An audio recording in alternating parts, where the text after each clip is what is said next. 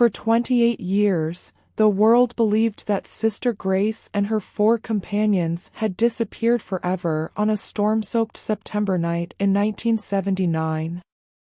Some whispered they drowned, others claimed they ran away with men.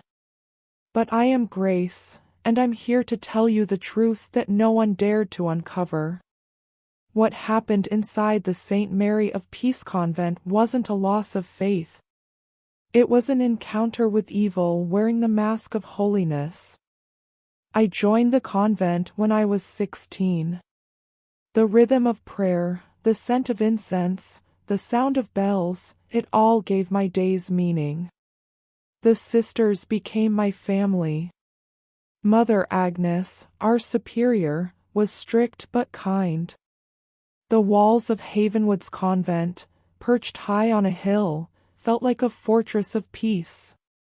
Until Father Michael arrived. He was young, eloquent, and commanding. His sermons made people weep.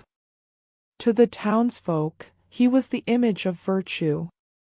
But to me, something about him felt wrong. His eyes lingered too long. His questions during confession were too personal. And his touch, casual at first, became something else entirely. I wasn't the only one who felt it. Sister Sarah, barely 19, avoided being alone with him. Laughter turned into whispers. The convent that once felt holy began to feel haunted, not by spirits, but by a man who believed he was untouchable. Then, one stormy night, I saw him corner Sarah in the library, his hand gripping her wrist. Her face was pale with fear.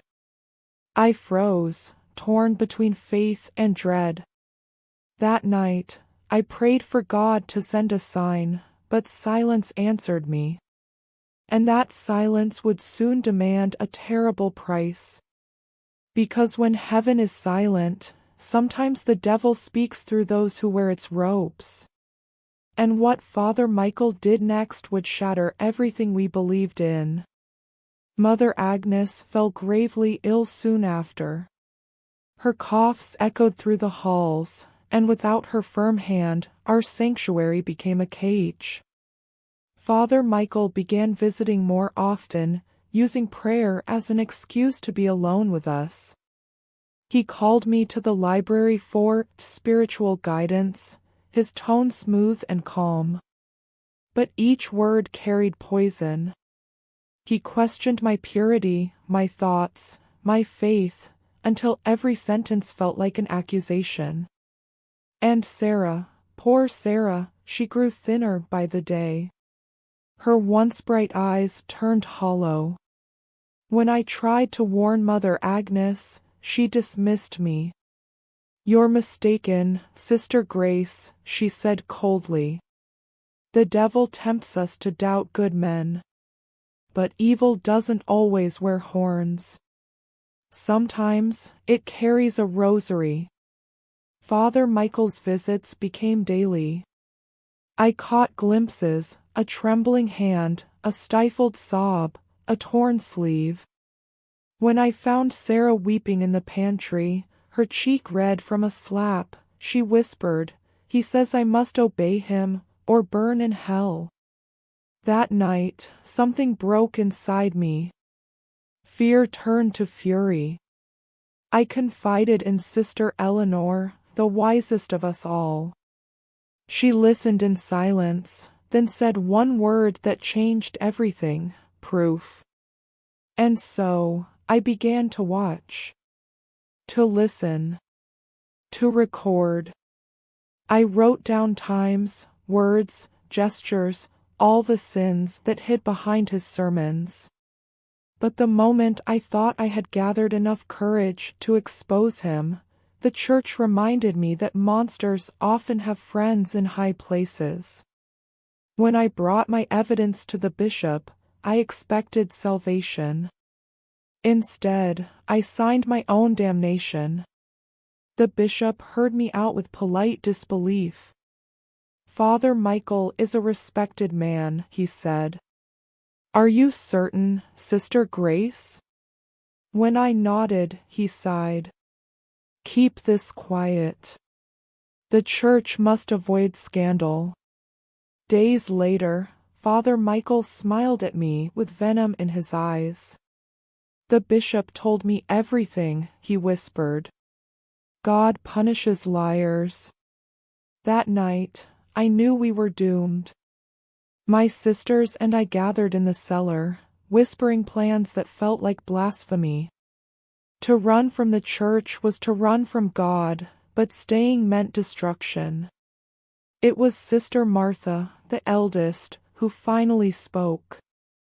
"If leaving is what he wills for our safety, then his will be done." Hope came in the form of Mr. Miller, a local farmer who delivered vegetables to the convent. He noticed my trembling hands one day and offered quiet help.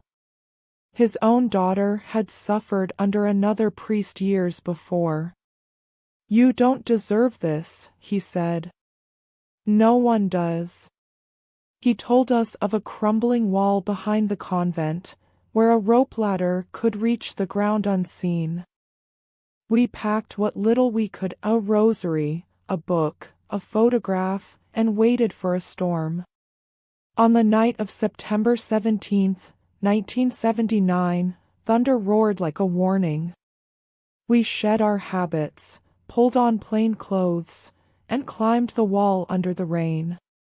Sister Martha struggled, but when she reached the top, she whispered, "We are free." Mr. Miller's truck was waiting on the road. As we drove away, soaked and silent, we didn't realize the truth. We hadn't escaped the church. We had only entered a longer kind of prison. Because freedom without peace is just another kind of torment. We hid in a barn for days. Mr. Miller brought food and fake identities. I became Linda. Sarah became Emily. The others became our cousins. A new life began, nameless, faceless, and built on lies. For years, we lived quietly. We worked in a garment factory, prayed in secret, and learned how to blend in. But peace came at a price. Nightmares stalked Sarah, dreams of Father Michael's voice calling her from the dark. Eleanor, ever the thinker, grew bitter. "We ran," she said one night. But did we stop him? Her question haunted me. Time took them, one by one. Martha died first. Eleanor followed, leaving me her diary, pages of names, dates, proof. Her final note read, "Silence protects monsters. Speak when it's safe." Then Joy's heart failed, and Sarah, now Emily, built a quiet life with her family. I was the last. The world moved on, but my nightmares did not. Then, one winter morning, I saw a newspaper article. Father Michael celebrates 30 years of service. His smile older, but unchanged. Praised by the same church that buried our cries. That was the moment I realized I could no longer hide. Because sometimes, the only way to silence the past is to face the monster that created it. I returned to Havenwood in 2007, the same town that once prayed for my soul. I sought out a young priest, Father John, known for questioning tradition. When I told him who I was, his eyes widened. "You're the nun who vanished." "Yes," I said. "And I'm here to tell you why." I gave him Eleanor's notebook, the proof of decades of abuse and the church's silence. He read it in horror. Together with a new bishop, he reopened the case. The evidence was undeniable, letters ignored, victims forgotten, sins buried under sanctity. When Monsignor Michael faced me at last, his smile faltered. For the first time, he saw me not as a frightened girl, but as the woman who had survived him. The truth spread. Victims stepped forward. The Church, cornered by its own hypocrisy, stripped him of his title. He died years later, alone, nameless, and far from Havenwood. Now, the convent stands reborn, a shelter for women who survived what we once endured. We named it the St. Mary of Peace Center. I walk its gardens each morning and whisper to the names carved on 5 stone benches: Martha, Eleanor, Joy, Sarah, and Grace. We were silenced once. But our story lives now, louder than ever. If you believe that truth can survive even decades of darkness, comment, "I believe." Because silence protects the wicked, but your voice can set the innocent free. And that is the true story of Sister Grace. A woman who faced the darkness inside holy walls and lived to expose it. Her courage reminds us that no matter how long truth is buried, it always finds its way back to the light. If this story gave you chills, drop a comment below and tell me where you're watching from. Because I want to know how far Grace's truth has traveled tonight. And if you believe stories like this should never be forgotten, hit that subscribe button right now. Your support helps us keep uncovering the untold, the haunted, and the human side of horror. Because here on Scary Tube, we don't just tell scary stories. We reveal the ones the world tried to silence. So, subscribe, comment where you're watching from, and I'll see you in the next story, where another hidden truth is waiting to be found.